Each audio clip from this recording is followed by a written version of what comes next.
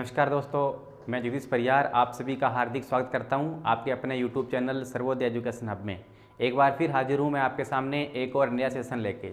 अब देखो, इससे पहले अपने किया था जेनेटिक्स आनुवांशिकी के बारे में, और आज अपने उसी से मिलता जुलता एक नया टॉपिक स्टार्ट कर रहे हैं, क्रोमोसोम गुणसूत्र। अब देखो, क्रोमोसोम या गुणसूत्र क्या होते हैं, क्रोमोसोम की खोज किसने की थी, क्रोमोसोम नाम किसने दिया था, क्रोमोसोम की संख्या जीवों में कितनी कितनी पाई जाती है, और क्रोमोसोम किससे मिलके बने होते हैं, इसकी संरचना क्या होती है, इन सब के बारे में आज अपने करने जा रहे हैं। तो देखो, बिना कोई देरी किए अपने स्टार्ट करते हैं क्रोमोसोम गुणसूत्र।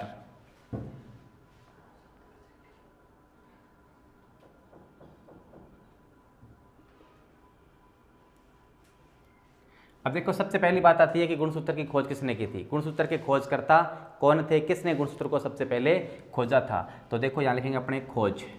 तो गुणसूत्र की खोज करने वाले कौन थे, गुणसूत्र की खोज की थी स्टार्सबर्गर ने। उसकी खोज करता है स्टार्सबर्गर। स्टार्सबर्गर ने 1875 ईस्वी में गुणसूत्र की खोज की थी। अब स्टार्सबर्गर ने तो गुणसूत्र की खोज की थी, लेकिन इसे क्रोमोसोम या गुणसूत्र नाम किसने दिया था, तो नाम देने वाले थे डब्ल्यू वाल्डेयर। तो यहाँ लिखेंगे अपने नाम कि गुणसूत्र नाम देने वाले कौन थे। तो नाम दिया था गुणसूत्र डब्ल्यू वाल्डेयर ने 1888 ईस्वी में। तो देखो, गुणसूत्र की खोज की थी स्टार्सबर्गर ने 1875 ईस्वी में, और इसे गुणसूत्र या क्रोमोसोम नाम दिया था डब्ल्यू वाल्डेयर ने 1888 में। अब बात आती है गुणसूत्र होते क्या हैं, किसे कहते हैं गुणसूत्र। तो देखो, कोई भी कोशिका है, उस कोशिका के मध्य में होता है केंद्रक, और केंद्रक के अंदर भरा होता है केंद्रक द्रव्य। इस केंद्रक द्रव्य के अंदर कुंडलित धागे के समान संरचनाएं होती है, जिसे अपने क्रोमेटिन कहते हैं। जब कोशिका विभाजन होता है, उस कोशिका विभाजन के दौरान ये क्रोमेटिन है पृथक पृथक हो जाते हैं, अलग अलग हो जाते हैं, जिन्हें अपने कहते हैं गुणसूत्र। यानी केंद्रक द्रव्य में क्रोमेटिन पाए जाते हैं। ये क्रोमेटिन जब कोशिका विभाजन होता है उस दौरान क्या होते हैं, धागेनुमा संरचना में पृथक पृथक हो जाते हैं, जिन्हें अपने कह देते हैं गुणसूत्र। अब बात आती है कि प्रत्येक जाति के जीवों में गुणसूत्रों की संख्या बिल्कुल निश्चित होती है। जैसे मनुष्य की कोशिका में गुणसूत्रों की संख्या होती है 46, गेहूं के अंदर होती है 42, ड्रोसोफिला के अंदर होती है 8। यानी अपने ये कह सकते हैं कि प्रत्येक जाति के जीवों में गुणसूत्रों की संख्या निश्चित होती है। अब बात आती है कि संख्या में सर्वाधिक गुणसूत्र किस में पाए जाते हैं। तो संख्या के अंदर सबसे अधिक गुणसूत्र पाए जाते हैं ओफियोग्लोसम रेटिकुलेटम में। ओफियोग्लोसम रेटिकुलेटम एक जीव है जिसके अंदर गुणसूत्रों की संख्या होती है 1266। और फिर बात आती है कि संख्या में सबसे कम गुणसूत्र किस में होते हैं। तो संख्या में सबसे कम गुणसूत्र होते हैं एस्केरिस मेगालोसिफेला में। अब एस्केरिस मेगालोसिफेला के अंदर गुणसूत्रों की संख्या होती है 2, यानी एक जोड़ी गुणसूत्र पाए जाते हैं।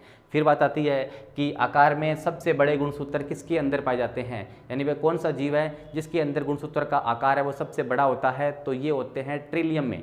ट्रिलियम एक 12मासी फूलों का पौधा होता है जो शीतोष्ण कटिबंधीय क्षेत्रों के अंदर पाया जाता है। इसके अंदर जो गुणसूत्र होते हैं वो आकार में सबसे बड़े होते हैं, और सबसे छोटे जो गुणसूत्र होते हैं वो पाए जाते हैं शैवालों के अंदर। अब शैवाल जो होते हैं ये एक प्रकार के पादप होते हैं जो पृथ्वी पर सर्वाधिक प्रकाश संश्लेषण की क्रिया को संपन्न करते हैं। इनके अंदर क्लोरोफिल वर्णक पाया जाता है शैवालों के अंदर। ठीक है, तो अपन लिखते हैं कि संख्या में सर्वाधिक किसके अंदर होंगे। तो लिखेंगे अपने संख्या में सर्वाधिक।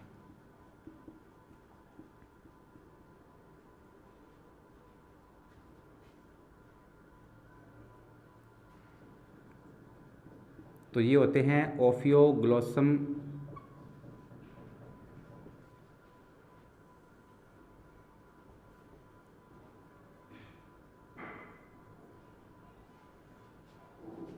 रेटिकुलेटम में। कितने होते हैं इसके अंदर, तो इसके अंदर होंगे गुणसूत्र 2n बराबर 1266।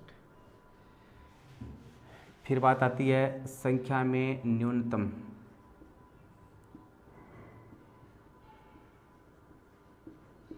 कि संख्या में सबसे कम गुणसूत्र किसमें होते हैं।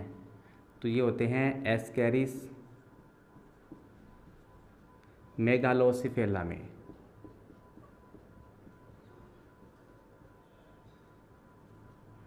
एस्केरिस मेगालोसिफेला में गुणसूत्रों की संख्या होती है 2n बराबर 2। यानी एक जोड़ी या दो गुणसूत्र पाए जाते हैं। फिर बात आती है आकार में सबसे बड़े, कि आकार में सबसे बड़े गुणसूत्र किस में होते हैं। तो आकार में सबसे बड़े जो गुणसूत्र होते हैं वो किस में होते हैं, वो होते हैं ट्रिलियम में। तो फिर लिखेंगे यहाँ ट्रिलियम। अब ट्रिलियम क्या है, ये 12मासी फूलों का पौधा है जो शीतोष्ण कटिबंधीय क्षेत्र हैं, कनाडा, अलास्का, साइबेरिया, रूस, अमेरिका, इन स्थानों के ऊपर ये पाया जाता है। इसके अंदर गुणसूत्र आकार में सबसे बड़े होते हैं। फिर बात आती है आकार में सबसे छोटे,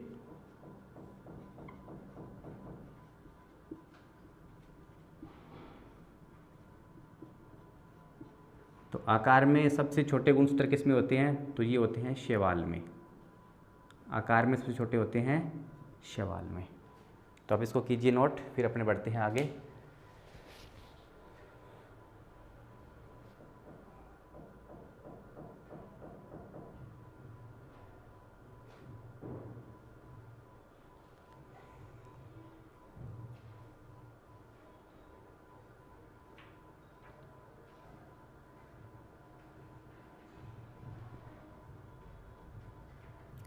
चलो आगे लिखिए, आगे लिखना स्टार्ट कीजिए।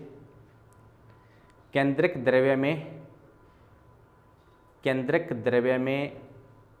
पाए जाने वाले क्रोमेटिन, केंद्रक द्रव्य में पाए जाने वाले क्रोमेटिन कोशिका विभाजन के दौरान धागेनुमा संरचना में पृथक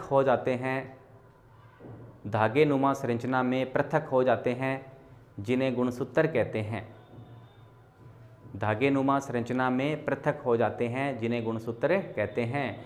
यानी कोशिका का जो केंद्रक होता है उसके अंदर केंद्रक द्रव्य होता है, केंद्रक द्रव्य के अंदर क्रोमेटिन पाए जाते हैं। ये क्रोमेटिन किससे बने होते हैं, ये बने होते हैं डीएनए, आरएनए और हिस्टोन प्रोटीन से बने होते हैं। जब कोशिका विभाजन होता है उस दौरान क्या होती है, ये क्रोमेटिन धागेनुमा संरचनाओं में पृथक हो जाएगी, अलग हो जाएगी, तो वो क्या कहलाएंगे, गुणसूत्र कहलाएंगे। नेक्स्ट लाइन से लिखिए, प्रत्येक जाति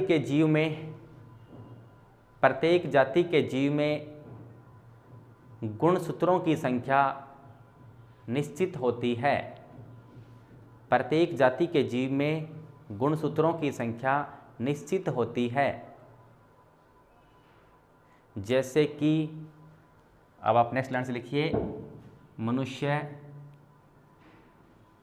और इसमें लिखिए आप 2n = 46। इस तरीके से लिखते जाइए क्रम से आप, मनुष्य 2n = 46, यानी मनुष्य की कोशिका में कितने होते हैं गुणसूत्र, 46 होते हैं। नेक्स्ट लिखिए गेहूं, इसमें लिखिए 2n = 42, 2n = 42। नेक्स्ट लिखिए कबूतर, 2n = 80, 2n = 80। नेक्स्ट लिखिए चूहा, 2n = 40। नेक्स्ट लिखिए मटर, 2n = 14। नेक्स्ट लिखिए चावल, 2n = 12। नेक्स्ट लिखिए घरेलू मक्खी, 2n = 12। नेक्स्ट लिखिए चिंपांजी, 2n = 48। और नेक्स्ट लिखिए ड्रोसोफिला या फल मक्खी, ड्रोसोफिला या फल मक्खी, 2n = 8, 2n = 8। तो देखो प्रत्येक जाति के जीव में गुणसूत्रों की संख्या निश्चित होती है। अगर गुणसूत्रों की संख्या में कमी या वृद्धि हो जाए तो गुणसूत्र से संबंधित गुणसूत्रीय विकार हो जाते हैं, जिनको अपने आनुवांशिक रोग भी कहते हैं।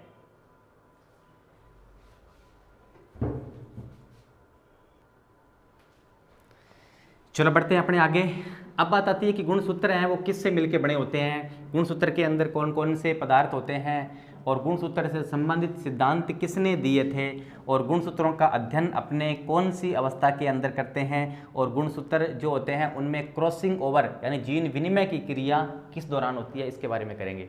अब सबसे पहले बात आती है कि गुणसूत्र किससे मिलकर बने होते हैं। तो गुणसूत्र जो होते हैं वो बने होते हैं किससे, ये बने होते हैं डीएनए प्लस आरएनए, और किससे बने होते हैं, हिस्टोन प्रोटीन से बने होते हैं। किससे बने होते हैं, हिस्टोन प्रोटीन से। तो गुणसूत्र किससे मिलकर बनते हैं, डीएनए, आरएनए और हिस्टोन प्रोटीन से बने होते हैं। अब बात आती है गुणसूत्र की प्रकृति कैसी होती है, अम्लीय होती है या क्षारीय होती है।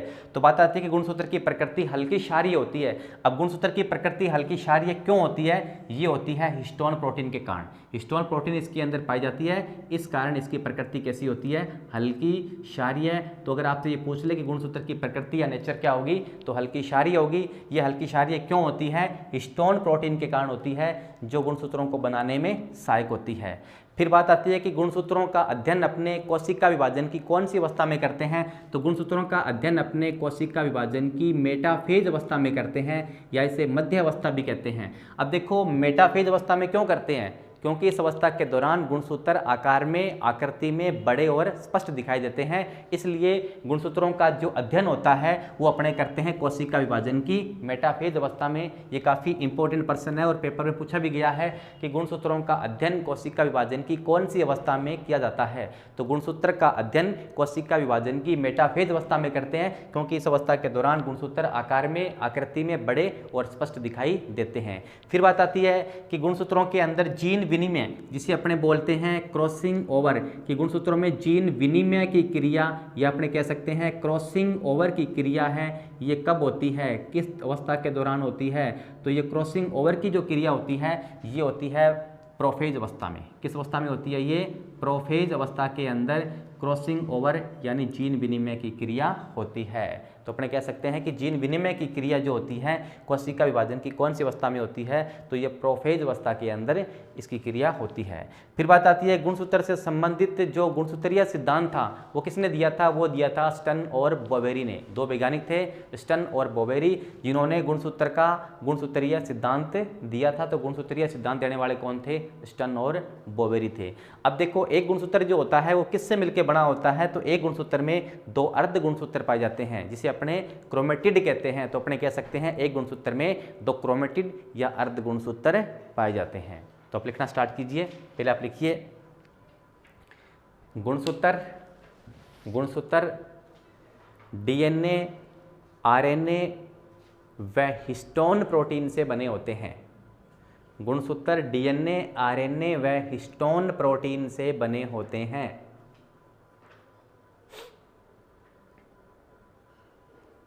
नेक्स्ट लाइन से लिखिए हिस्टोन प्रोटीन के कारण, हिस्टोन प्रोटीन के कारण गुणसूत्र प्रकृति में हल्के क्षारीय होते हैं।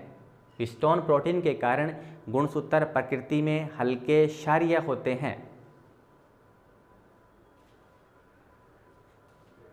नेक्स्ट लिखिए गुणसूत्र का अध्ययन, गुणसूत्र का अध्ययन कोशिका विभाजन की मेटाफेज अवस्था में किया जाता है। गुणसूत्र का अध्ययन कोशिका विभाजन की मेटाफेज अवस्था में किया जाता है,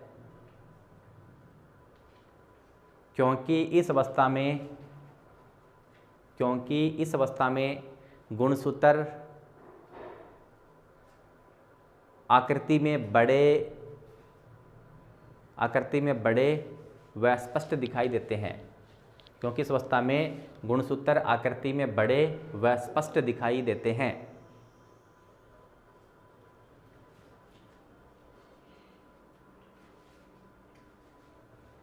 नेक्स्ट लाइन लिखिए गुणसूत्र में जीन विनिमय या क्रॉसिंग ओवर की क्रिया, गुणसूत्र में जीन विनिमय या क्रॉसिंग ओवर की क्रिया प्रोफेज फर्स्ट अवस्था में होती है। प्रोफेज फर्स्ट अवस्था में होती है। ये भी एक मोस्ट इंपॉर्टेंट प्रश्न है कि गुणसूत्र में जीन विनिमय की क्रिया, क्रॉसिंग ओवर की क्रिया कब होती है, प्रोफेज फर्स्ट में होती है। अब देखो जीन विनिमय या क्रॉसिंग ओवर की क्रिया क्या होती है, तो ये क्रिया वो होती है जिस दौरान गुणसूत्रों में अदला बदली होती है और जीवों के अंदर विभिन्नताएं पैदा होती है, जैसे कि एक ही माता पिता से उत्पन्न संतानें किसी भी रूप में समान नहीं होती। वो समान क्यों नहीं होती? क्योंकि जब जीन विनिमय की क्रिया होती है, क्रॉसिंग ओवर की क्रिया होती है, तो जो गुण होते हैं उनके अंदर क्या हो जाता है, उनका मिश्रण हो जाता है। इस कारण एक ही माता पिता से उत्पन्न संतान में विभिन्नताएं पैदा हो जाती है। तो अपने कह सकते हैं कि जीवों में जो विभिन्नताएं होती है उसके लिए उत्तरदायी कौन होता है? जीन विनिमय या क्रॉसिंग ओवर की क्रिया होती है। नेक्स्ट लाइन से आप लिखिए, आनुवांशिकता का गुणसूत्रीय सिद्धांत। आनुवांशिकता का गुणसूत्रीय सिद्धांत स्टनबैक-बोवेरी ने दिया था। स्टनबैक-बोवेरी ने दिया था। आनुवांशिकता का गुणसूत्रीय सिद्धांत स्टनबैक-बोवेरी ने दिया था।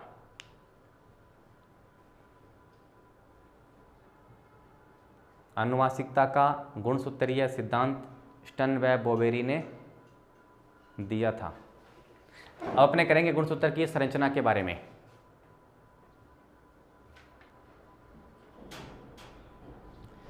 अपने कर रहे हैं गुणसूत्र की संरचना के बारे में। गुणसूत्र की संरचना, अब देखो गुणसूत्र की संरचना कैसी होती है, गुणसूत्र का आकार कितना होता है, गुणसूत्र का व्यास कितना होता है और गुणसूत्र के कौन कौन से मुख्य भाग होते हैं। सबसे पहले अपने बात करें आकार की, तो गुणसूत्र का आकार होता है 1 माइक्रोन से लेके 30 माइक्रोन के मध्य होता है। फिर बात आती है व्यास की, तो गुणसूत्र का व्यास कितना होता है, तो इसका व्यास होता है 0.2 माइक्रोन से लेके 2 माइक्रोन तक इसका क्या होता है, व्यास होता है। अब बात आती है कि गुणसूत्र जो होता है इसके अंदर कौन कौन से मुख्य भाग पाए जाते हैं। तो एक गुणसूत्र के अंदर 2 अर्ध गुणसूत्र यानी क्रोमेटिड पाए जाते हैं। ठीक है, क्रोमेटिड जो होते हैं वो किससे मिलके बने होते हैं, वो मिलके बने होते हैं क्रोमोनिमेटा से। क्रोमोनिमेटा से मिलके बने होते हैं। क्रोमोनिमेटा जो होती है, इस क्रोमोनिमेटा के अंदर मणियों के समान कुछ संरचनाएं पाई जाती है, रेखीय क्रम में लगी होती है, जिन्हें अपने क्रोमोमियर कहते हैं। क्रोमोमियर जो होता है ये गुणसूत्र का वो स्थान होता है जिसके अंदर जीन पाए जाते हैं। तो बात आती है कि जीन गुणसूत्र के किस भाग में पाए जाते हैं, क्रोमोमियर में पाए जाते हैं। और गुणसूत्र का मुख्य आनुवांशिक भाग कौन सा होता है, तो गुणसूत्र का मुख्य आनुवांशिक भाग होता है क्रोमोमियर, क्योंकि इसके अंदर क्या पाए जाते हैं, जीन पाए जाते हैं। और जीन ही क्या करते हैं, जीवों के अंदर लक्षणों को प्रकट करते हैं। अब बात आती है कि जीनों का वहन किसके द्वारा होता है, जीनों का वहन होता है गुणसूत्र के द्वारा। जीनों का वहन कौन करती है, गुणसूत्र करती है। और जीन गुणसूत्र में कहाँ पाए जाते हैं, क्रोमोमियर के अंदर पाए जाते हैं, जिसे अपने वर्ण कणिकाएं कहते हैं। अब अपने से स्टार्टिंग से करते हैं कि गुणसूत्र जो होता है उसके सबसे बाहरी एक पतली पारदर्शी झिल्ली पाई जाती है, जिसे अपने क्या कहते हैं, पेल्लिकल कहते हैं। तो गुणसूत्र का बाहरी आवरण किससे मिलकर बना होता है, पेल्लिकल से मिलकर बना होता है। फिर देखो इस पेल्लिकल के अंदर एक समांगी द्रव पदार्थ भरा होता है, जिसे अपने क्या कहते हैं, मैट्रिक्स कहते हैं, या इसे अपने आधात्री कहते हैं। फिर बात आती है कि क्रोमोनिमेटा क्या होती है, नंबर 3 आती है क्रोमोनिमेटा की। जो प्रत्येक गुणसूत्र होता है, अर्ध गुणसूत्र होता है, इसके अंदर 2 क्रोमोनिमेटा होती है। ये क्रोमोनिमेटा कुंडलित धागे के समान संरचनाएं होती है। इस क्रोमोनिमेटा के अंदर ही रेखीय क्रम में मणियों के समान संरचना पाई जाती है, जिसको अपने वर्ण कणिकाएं या क्रोमोमियर कहते हैं। ये क्रोमोमियर नाम देने वाले थे वाल्वियानी, एक वैज्ञानिक थे वाल्वियानी, जिसे क्रोमोमियर या वर्ण कणिका नाम दिया था। क्रोमोमियर ही गुणसूत्र का वो भाग होता है जिसके अंदर जीन पाए जाते हैं। फिर बात आती है कि एक गुणसूत्र में 2 अर्ध गुणसूत्र होते हैं, तो अर्ध गुणसूत्रों को जोड़ने वाली संरचना क्या कहलाती है, ये कहलाती है गुणसूत्र बिंदु। किसी गुणसूत्र के मध्य में एक गहरी अभिरंजित संरचना होती है जो गुणसूत्र बिंदु या सेंट्रोमियर कहलाती है, जो 2 अर्ध गुणसूत्रों को जोड़ती है। और जो गुणसूत्र बिंदु होता है, इसी के द्वारा ही किसी गुणसूत्र की आकृति का निर्धारण होता है। तो गुणसूत्र की आकृति का निर्धारण किससे होता है, सेंट्रोमियर या गुणसूत्र बिंदु से होता है। गुणसूत्र बिंदु जो होता है इसको अपने प्राथमिक सैकिनन भी कहते हैं। क्या बोलते हैं इसको, अपने प्राथमिक सैकिनन भी कहते हैं। फिर देखो प्राथमिक सैकिनन के अलावा किसी अन्य स्थान पर अगर गुणसूत्र सैकिनित होते हैं, इसको अपने क्या कह देते हैं, द्वितीयक सैकिनन कह देते हैं। फिर देखो इसके बाद बात आती है टेलोमियर की। तो प्रत्येक गुणसूत्र का जो अंतिम भाग होता है या अंतःखंड होता है, उसको अपने क्या कह देते हैं, टेलोमियर कहते हैं। टेलोमियर गुणसूत्र का वो भाग है जिसके द्वारा किसी जीव की औसत आयु का निर्धारण किया जा सकता है। जूनियर अकाउंटेंट 2012 के एग्जाम में ये प्रश्न पूछा गया था कि किसी जीव की औसत उम्र का निर्धारण गुणसूत्र के किस भाग से करते हैं, तो वो अपने करते हैं टेलोमियर से। तो सबसे पहले आप नोट कीजिए आकार, व्यास और फिर आप बनाइए डायग्राम। इसके बाद अपने बढ़ते हैं आगे, इसके प्रत्येक पार्ट का अपने अलग अलग वर्णन करेंगे।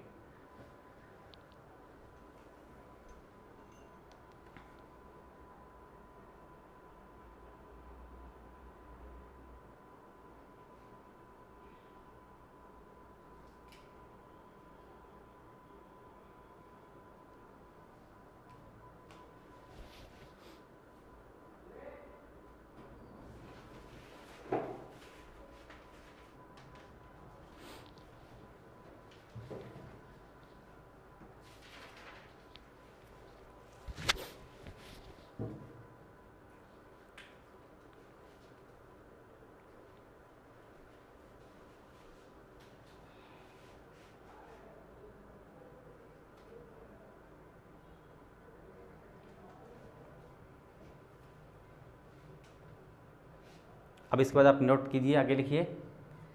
एक प्रारूपिक गुणसूत्र में निम्न भाग पाए जाते हैं। एक प्रारूपिक गुणसूत्र में निम्न भाग पाए जाते हैं। तो इसमें आप सबसे पहले नंबर 1 लगाइए पेल्लिकल। इसमें लगाइए नंबर 1 पेल्लिकल। पेल्लिकल में आप लिखना स्टार्ट कीजिए। यह गुणसूत्र की सबसे बाह्यतम झिल्ली होती है। यह गुणसूत्र की सबसे बाह्यतम झिल्ली होती है। जो पतली पारदर्शी एक क्रोमोनिमेटा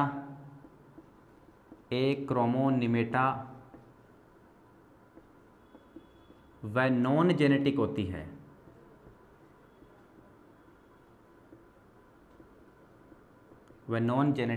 है।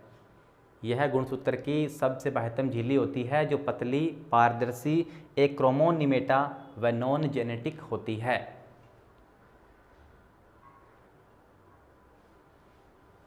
अब लिखिए आप नंबर 2 मैट्रिक्स या आधात्री।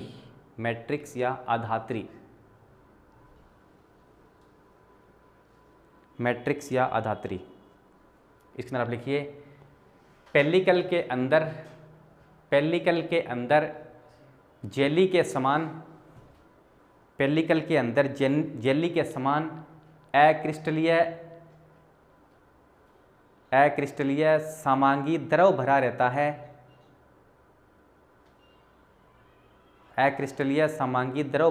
है। जो कि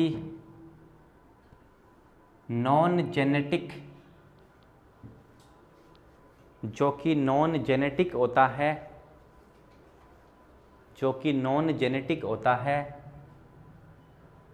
इसके द्वारा गुणसूत्र की सीमा का निर्धारण होता है। अब नेक्स्ट लिखिए नंबर 3 क्रोमोनिमेटा में आप लिखना स्टार्ट कीजिए।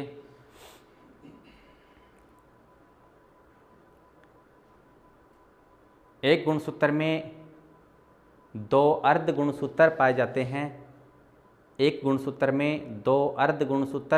हैं।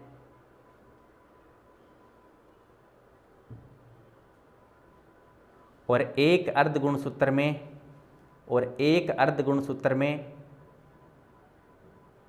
2 क्रोमोनिमेटा पाए जाते हैं।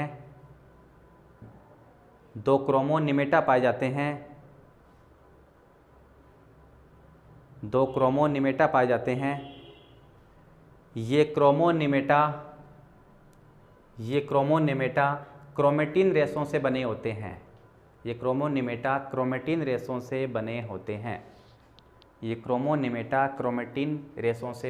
हैं। तो आप एक छोटी सी चीज़ नोट कीजिए इसके नीचे। देखिए एक क्रोमोसोम। अब एक क्रोमोसोम क्या होते हैं? एक क्रोमोसोम में 2 होते हैं क्रोमेटिड, यानी 2 अर्धगुणसूत्र होते हैं। 2 क्या होते हैं? क्रोमेटिड। फिर देखो एक क्रोमेटिड जो होता है उसके अंदर 2 क्या होते हैं? 2 होते हैं इसमें क्रोमोनिमेटा, 2 क्या होंगे इसके अंदर क्रोमोनिमेटा होते हैं। फिर देखो अब एक क्रोमोनिमेटा जो होता है वो किससे बना होता है, क्रोमोनिमेटा। तो क्रोमोनिमेटा बना होता है किससे, क्रोमेटिन रे से। ये क्या होते हैं, किससे बने होते हैं, क्रोमेटिन रेसे से बने होते हैं। और फिर देखो क्रोमेटिन रेसे जो होते हैं वो किससे बनते हैं, तो क्रोमेटिन रेसे जो होते हैं ये बने होते हैं DNA plus RNA plus histone protein. अब देखो पूरी बात आपको समझ में आ गई होगी कि एक क्रोमोसोम यानी एक गुणसूत्र में 2 क्रोमेटिड यानी 2 अर्ध गुणसूत्र होते हैं। एक अर्ध गुणसूत्र में 2 क्रोमोनिमेटा पाए जाते हैं। और एक क्रोमोनिमेटा होता है वो किससे बना होता है, क्रोमेटिन रेसों से बना होता है। और क्रोमेटिन रेसों किससे बल्कि बने होते हैं, डीएनए आरएनए और हिस्टोन प्रोटीन से बने होते हैं। कि सबसे पहले डीएनए आरएनए हिस्टोन प्रोटीन जुड़ के क्रोमेटिन रेसों का निर्माण करती है। क्रोमेटिन रेसे क्या बनाते हैं, क्रोमोनिमेटा बनाते हैं। तो 2 क्रोमोनिमेटा जुड़कर एक क्रोमेटिड का निर्माण करते हैं और 2 क्रोमेटिड मिलकर एक क्रोमोसोम का निर्माण करते हैं। इसको नोट कीजिए आप।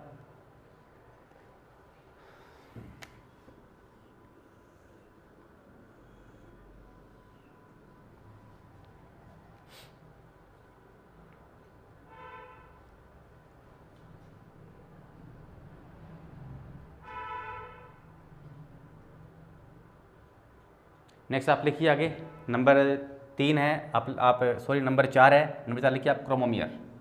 नंबर 4 पे लिखिए आप क्रोमोमियर। क्रोमोमियर में आप लिखना स्टार्ट कीजिए। पे लिखिए यह नाम वाल्वियानी ने दिया था,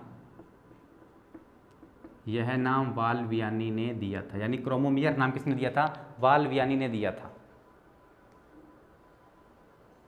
नेक्स्ट लिखिए क्रोमोनिमेटा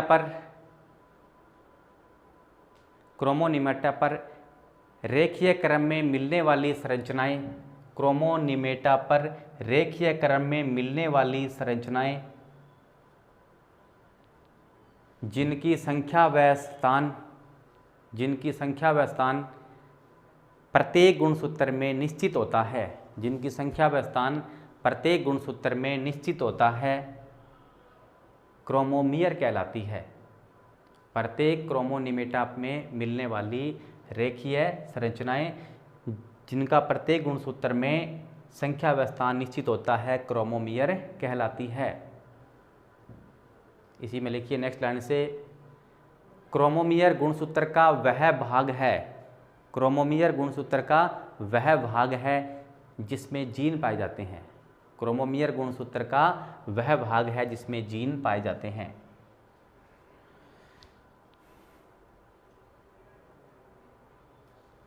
नंबर 4 बिंदु लिखिए आप, गुणसूत्र बिंदु, सेंट्रोमियर गुणसूत्र बिंदु। और इसमें लिखना स्टार्ट कीजिए, यह गुणसूत्र में गहरे रंग की अभिरंजित संरचना होती है, यह गुणसूत्र में गहरे रंग की अभिरंजित संरचना होती है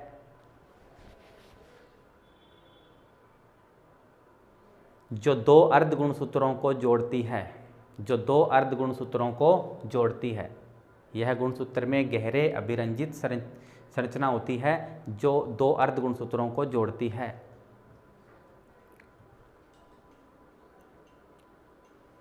नेक्स्ट लिखिए, मेटाफेज अवस्था में तुर्को तंतु इसी भाग पर आकर जुड़ते हैं। मेटाफेज अवस्था में तुर्को तंतु इसी भाग पर आकर जुड़ते हैं।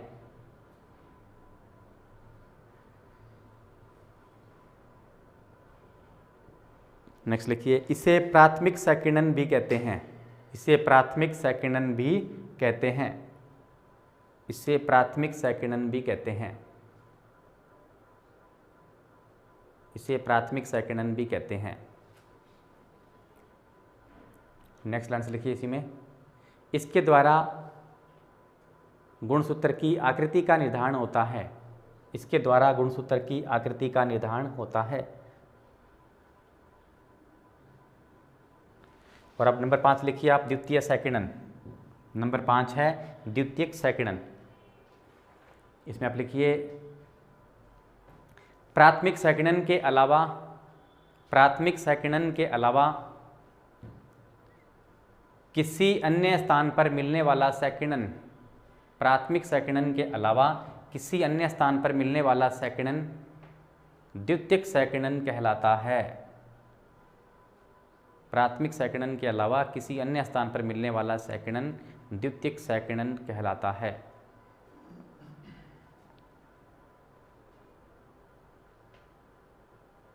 नेक्स्ट लिखिए आप नंबर 5 सैटेलाइट। नंबर 5 लिखिए आप सैटेलाइट। सैटेलाइट में आप लिखिए द्वितीय सैकड़न के बाद, द्वितीयक सैकड़न के बाद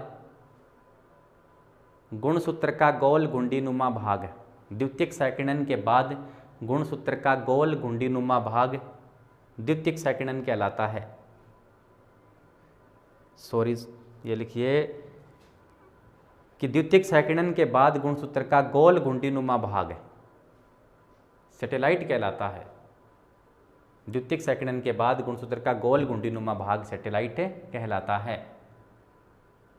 और यहाँ पाए जाने वाले गुणसूत्र, और यहाँ पाए जाने वाले गुणसूत्र सेट गुणसूत्र कहलाते हैं।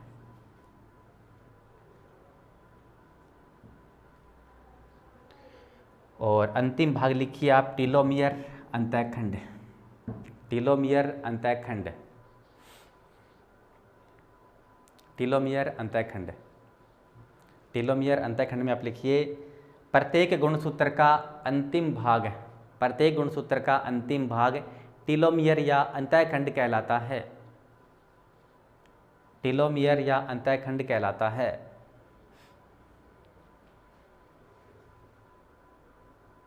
नेक्स्ट आंसर लिखिए यह गुणसूत्र का वह भाग है, यह गुणसूत्र का वह भाग है जिसके द्वारा किसी जीव की, जिसके द्वारा किसी जीव की औसत आयु का निर्धारण होता है, जिसके द्वारा किसी जीव की औसत आयु का निर्धारण होता है, जिसके द्वारा किसी जीव की औसत आयु का निर्धारण होता है।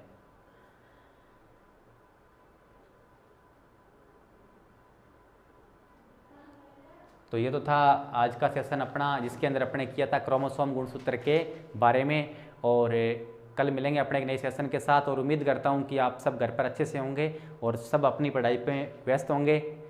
तो इसी के साथ आप सभी का धन्यवाद। जय हिंद।